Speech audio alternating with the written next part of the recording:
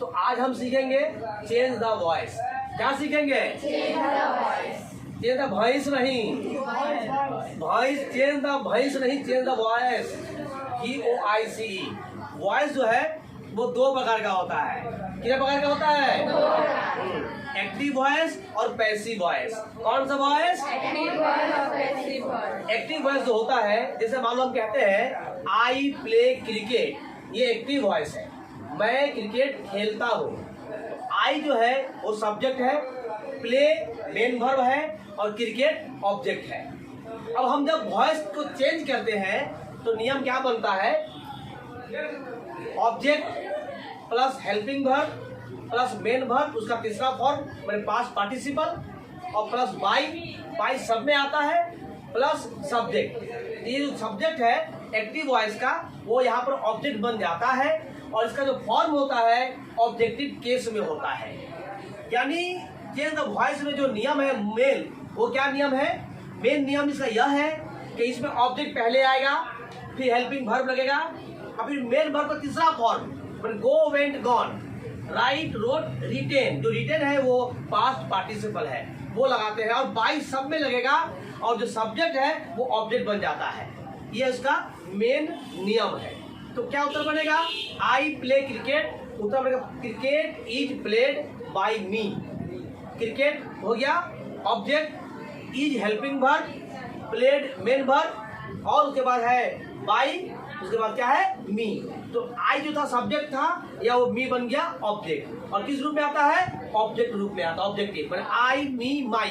तो आई के बाद मी होता है, उसे मतलब ऑब्जेक्टिव केस कहते हैं। अब टेंस जो है वह तीन प्रकार का होता है। बोलो, प्रेजेंट, पास्ट और फ्यूचर। अब ये जो तीन हुआ, ये तीनों का चार चार भाग होता है। कितना भाग होता है? हाँ, कुल मिलाकर 12 भाग हो गया। कितना भाग हो गया? 12 हो गया। तो इसमें कुछ नहीं करना वॉइस में, बस ऑब्जेक्ट वही रहेगा, मेन वर्ब वैसे ही रहेगा, बाई भी रहेगा और ऑब्जेक्ट भी रहेगा लास्ट वाला जो सब्जेक्ट बन जाता है।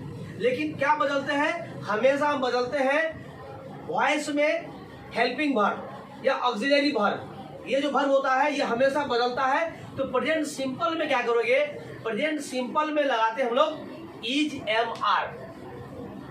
क्या लगेगा? Is MR। और पास्ट सिंपल में लगाओगे वाज वेयर। क्या लगाओगे? Was were. और फ्यूचर सिंपल में क्या लगाओगे? Shall be, will be. क्या लगाओगे? Shall be, will be.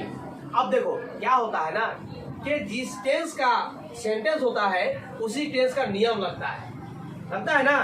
अब मान लो हमको बनाना है खीर बनाना है, तो खीर बनाना तो दूध लगेगा ना, चीनी लगेगा ना। खीर बनाना क्या लगता है? दूध लगता है, चीनी लगता है। अब रोटी बनाना है तो गेहूं है, आटा लगेगा। और अगर आपको ये बनाना है चावल, भात बनाना है तो चावल लगेगा। लिट्टी अगर खाना है और बनाना है तो क्या लगेगा? लिट्टी में क्या लगता है? सत्तू लगता है ना। आटा भी लगता है, आटा नहीं लगता है तो मैदा भी लगता है, मैदा नहीं लगता है। तो आटा और सत्तू लगता है, उसके मसाला कुछ बनाते हुए लग जाता है। तो जो भी चीज तुम बनाओगे सबका एक मटेरियल होता है, एक सामान होता है उसको बनाने के लिए। अब वो सामान वहां नहीं डालोगे। अब चाय में डालना है चाय पत्ती, मगर हम चाय में चावल नहीं डालेंगे। अगर चाय में चावल डालेंगे तो क्या बन जाएगा? वो भात बन जाएगा, वो चाय नहीं बन पाएगा। खीर बनाओगे तो तुम खीर में दाल नहीं डालोगे। डालोगे क्या? नहीं डालोगे ना। अब तुमको घुगनी बनाना है, तुम उस घुगनी में आम नहीं डाल दोगे, उस घुगनी में तुम नींबू नहीं डालोगे, उसमें तुमको डालना है क्या? मटर या चना, तब घुगनी बनता है। तो ये उसका मटेरियल हो गया। अंग्रेजी में भी ऐसे ही होता है, उसका भी सामान होता है, उसका भी उसमें तेल है, मिर्चा है, आदि, लहसुन, प्याज, उसका आटा, चावल। कौन होता है? यही हेल्पिंग वर्ब होता है। ये हेल्पिंग वर्ब, उसका चावल है, आटा है, दाल है और मिर्चा है। अगर सही से लगाओगे तब तो ठीक ही जाएगा, और मिर्चा गलत लगा दिए फिर वो लहरेगा, फिर वो जलेगा।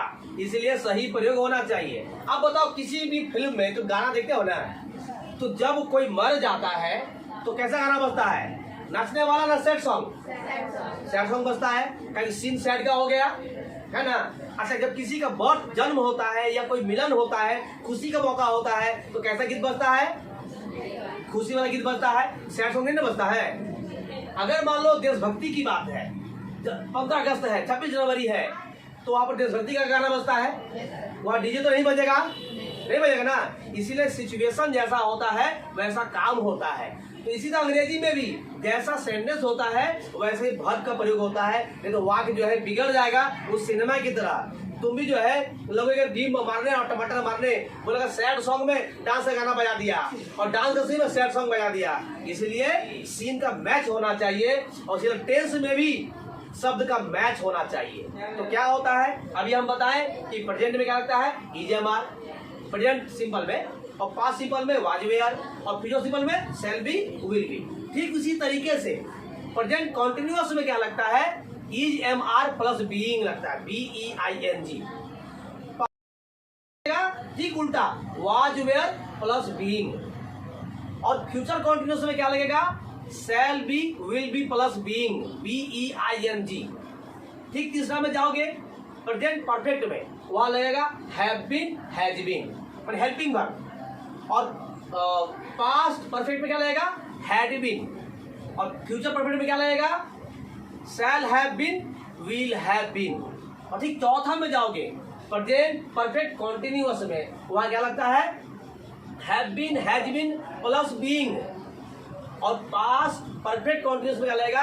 Had been plus being. और फ्यूचर परफेक्ट कॉन्टिन्यूअस में क्या लगता है? Shall have been, will have been plus being. तो ये वाक्य बनता है, एक ही वाक्य से तुम पूरा समझ सकते हो ये कैसे बनता है।